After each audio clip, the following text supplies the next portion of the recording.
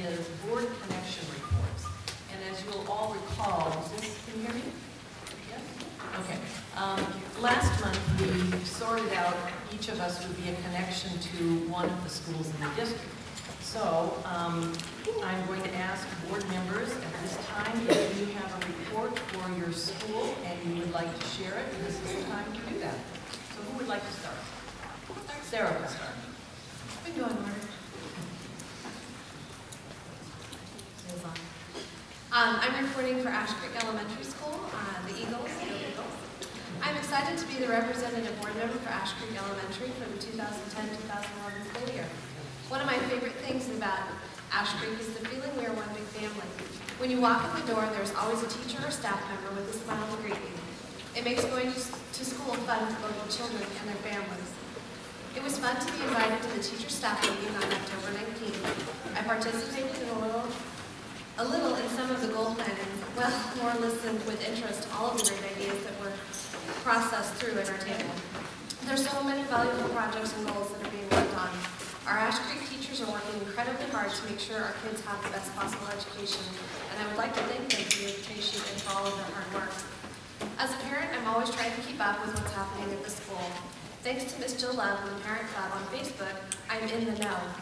In the Know is a weekly email packed with upcoming events, ways to get involved, important dates to remember, and other fun tidbits regarding Ash Creek. If you want to be in the know, please check out the Ash Creek site on Facebook. Search for Ash Creek Elementary Parent Club and select like. That concludes my Eagle report. Thank you. Very good.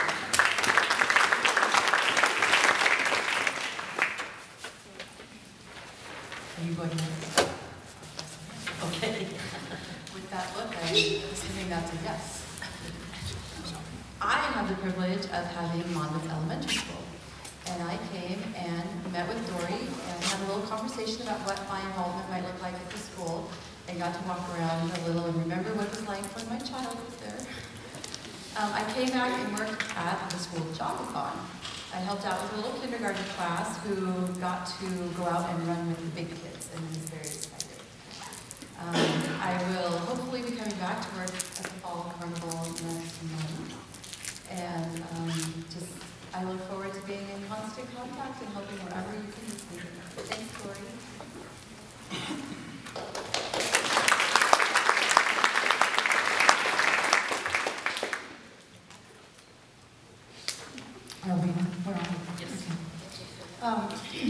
My school is Henry Hill, and it's not a board connection, it's a board buddy.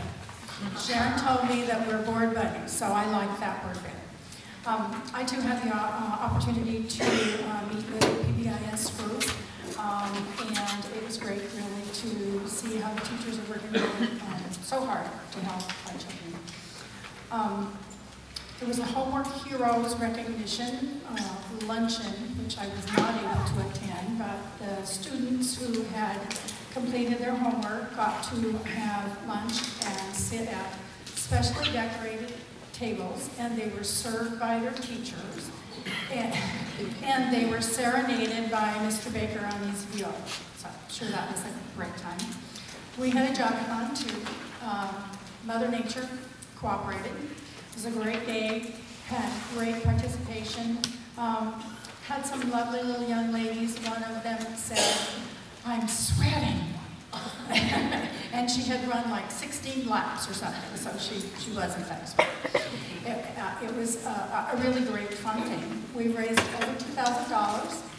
The goal is $5,000. Last year's celebration, there was a rock concert afterward, and Elvis made an appearance. And I think it's a secret as to what's really going to happen this year. Science fair, actually, Sharon, science fair? This Thursday. Third? Science Literacy Night is going to be coming up. OMSI will be there, and Evergreen Aviation will be there, and they'll have exhibits and displays for the students.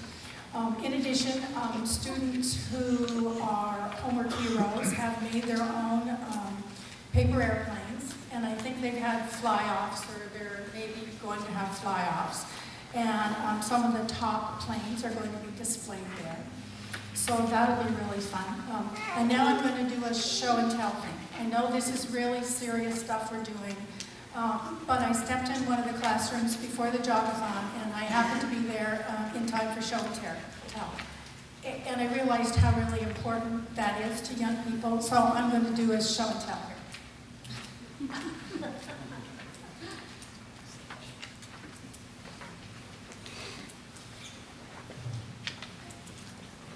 Because it really does have to do with our Science and Literacy Night. One of the really great things about that is that books are given to children. I'm going to show you a book that belongs to my year-old great-granddaughter. And it's Winnie the Pooh, for anybody who can't see it. These are books that I have been able to pick up to give away for Literacy Night or the other ones that are coming up. You know, there are lots of families in our district who are having a real struggle right now. And if it's a case of putting food on the table or buying a kid a book, the book's not going to get purchased. And so I just wanted to bring this to your attention, that it's something any of us can do and all of us can do, whether or not we have books at home or when we're doing shopping. You know, they don't have to be brand new. They can be gently used or pre-owned or whatever our jargon is. But the point is, we can all do this, and it's really important, and I just wanted to bring that to your attention. We've got some upcoming things. Music programs on the 16th. There's a math literacy night on the 2nd of December. Both Henry Hill and MES choirs are going to be at the Blue Tree Lane.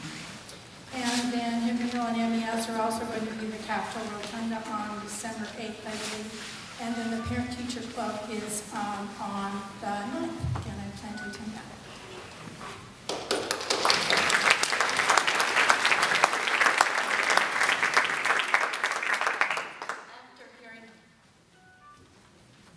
After hearing all of these reports, I'm afraid IES has gotten a little shortchanged.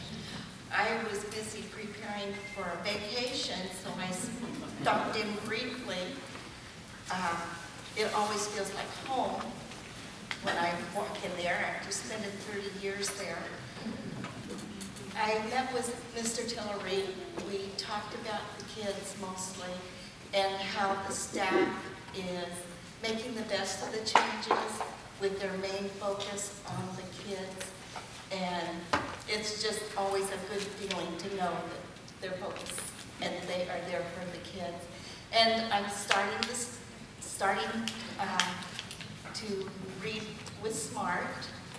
So tomorrow I'll be at Team Time, Meg, and I'll begin my sessions with SMART.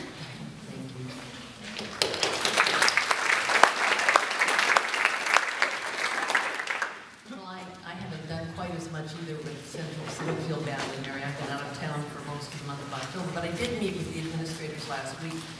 And I learned some really interesting things about Central High School that I didn't know. And one of the ones that I'm the most interested in is, given this new facility with the balcony and the beautiful auditorium, there's a couple new subjects, I understand, on the curriculum here at Central High School. And they are auditorium behavior and balcony behavior.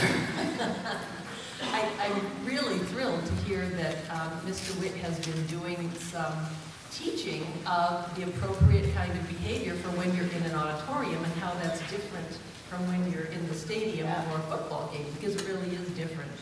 I thought that was pretty cool, and I understand every time we came on a school tour, people from communities said, oh, that balcony, aren't you worried about that balcony? And I understand there have been a couple little incidents, they were dealt with very sternly, and we have had no more. So the balcony is safe for everyone. Teachers are up there supervising all the time.